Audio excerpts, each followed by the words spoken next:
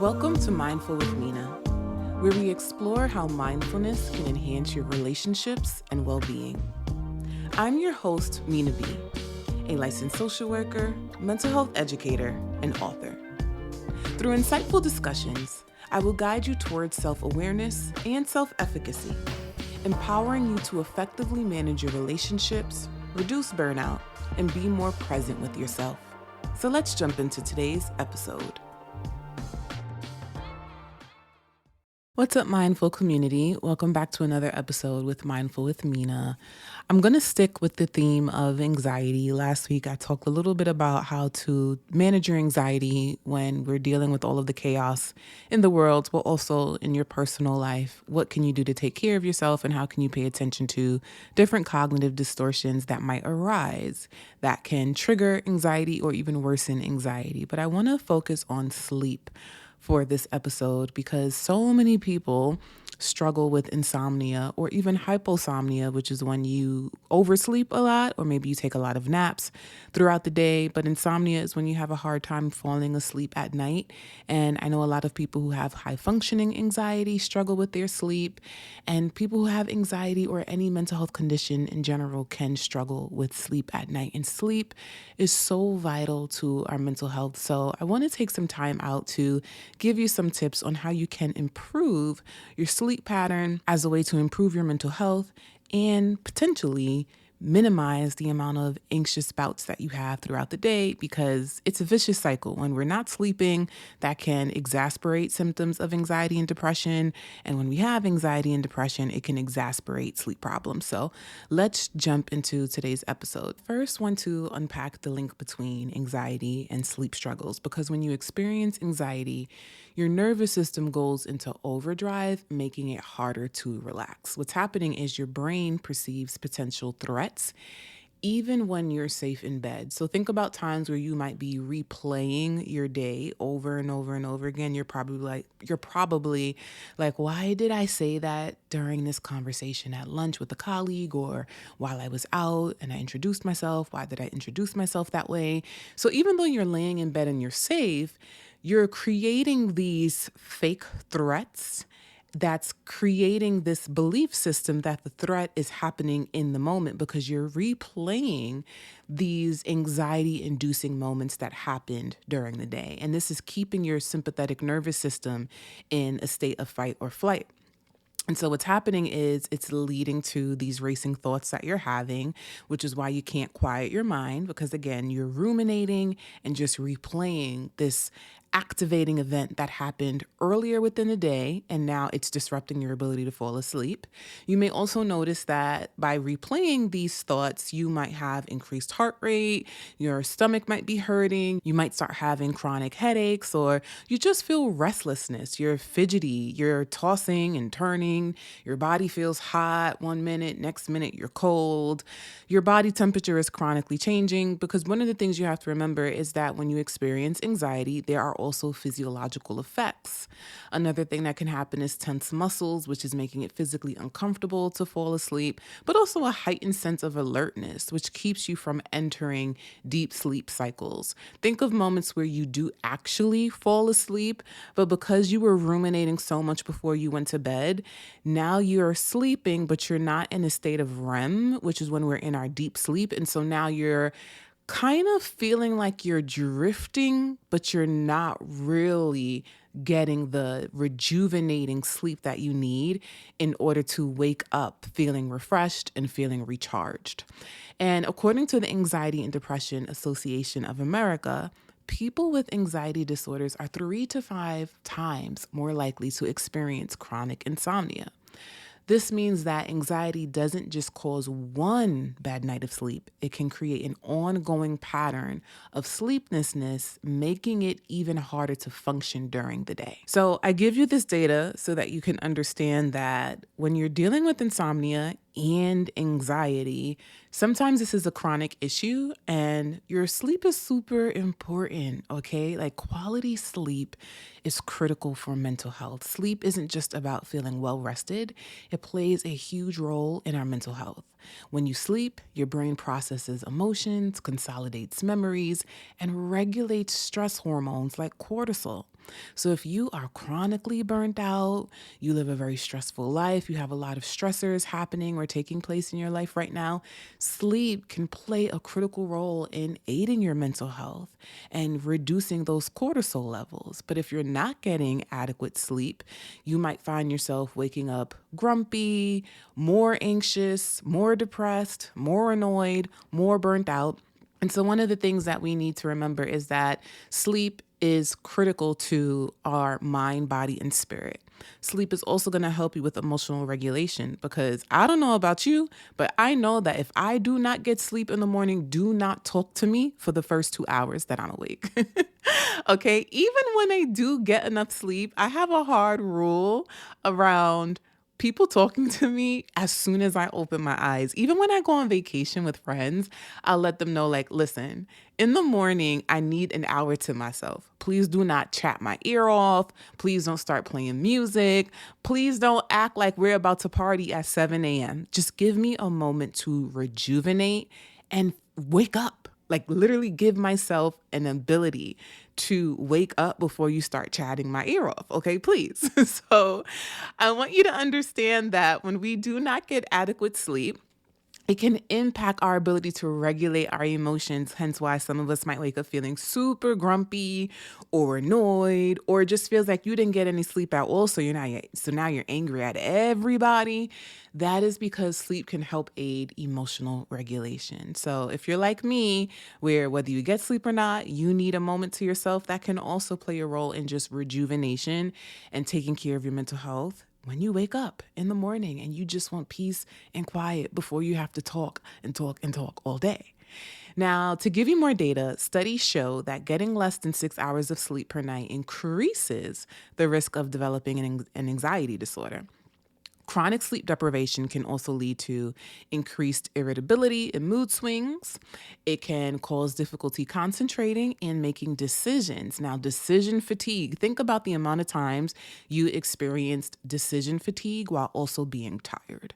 I know for me, if I am super tired, it's hard for me to get much work done. So I tell myself, don't check any emails. Because if I check emails, I might make a decision that I regret because I know I am so depleted in this moment that I'm trying to muster up the little bit of energy that I have to make a decision. And it may not be coming from a place of understanding or critical thinking. So one of the rules that I have is when I am like super, super tired, I'm just like, nah, I'm not going to check my emails today because I'm going to be reading those emails tomorrow. Like, why did I say yes to this dinner date? Or why did I say yes to this meeting at this time when I know I don't take meetings at this time? So pay attention to the link between decision fatigue and your tiredness. Another thing is a lowered ability to handle stress. So this kind of is paired with mood swings and irritability. I know for myself personally that when I am stressed out and tired, I feel like the weakest person in the world. I have no sense of resiliency, no self-efficacy. Woe is me. I'm a victim. I just know that I'm like, oh my God, somebody come save me because I can't do this all on my own.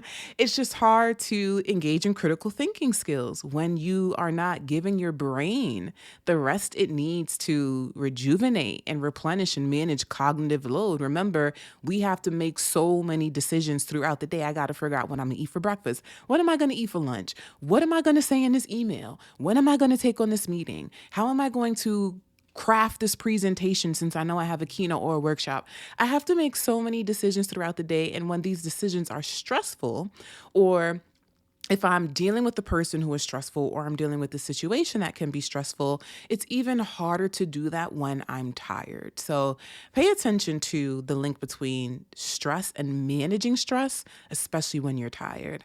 Another thing a lot of people don't know is that when you experience chronic sleep deprivation, you can also experience a weakened immune system, and this can lead to more physical health problems. So you're getting sick more often, you're feeling weak more often. And so, if you've ever had a poor night's sleep and noticed you were more sensitive, reactive, or just overwhelmed the next day, that's honestly not a coincidence.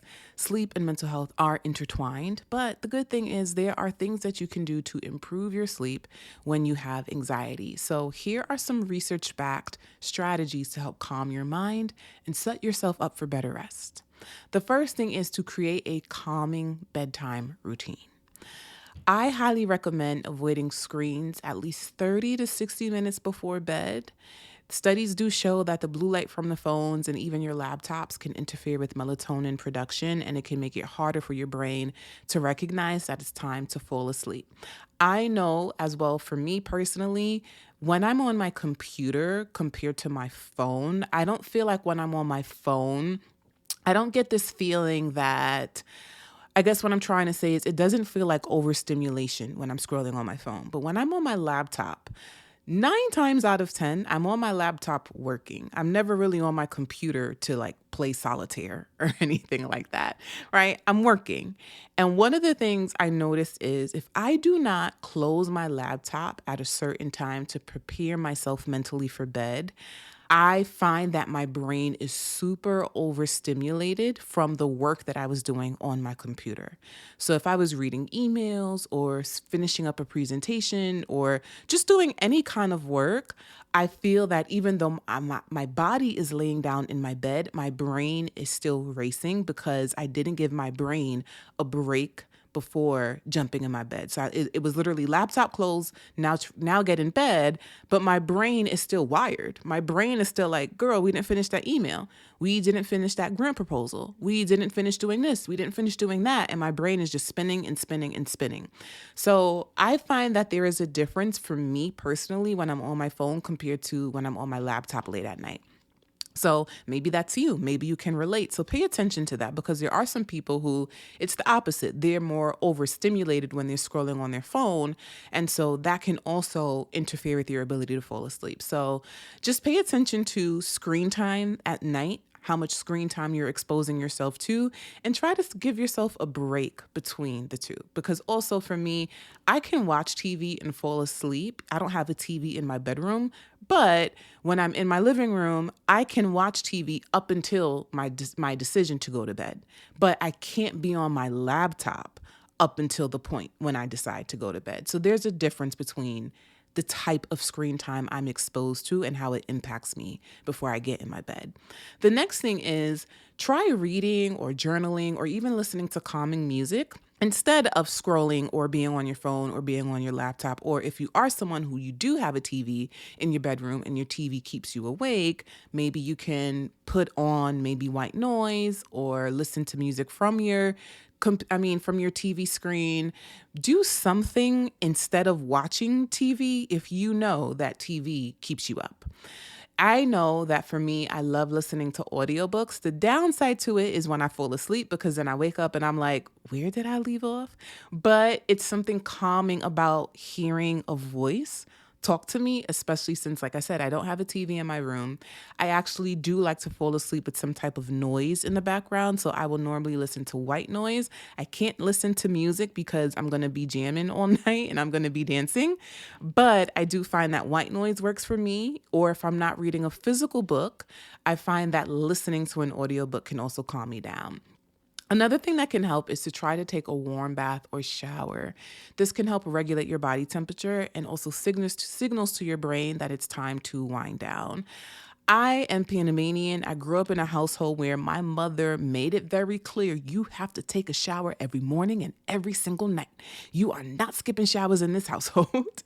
And so for me, since I was a child, I have to take a shower twice a day. I know we're living in a culture where there are some people who are like, I take a shower once a day, I only take a shower at night, or I only take a shower in the morning.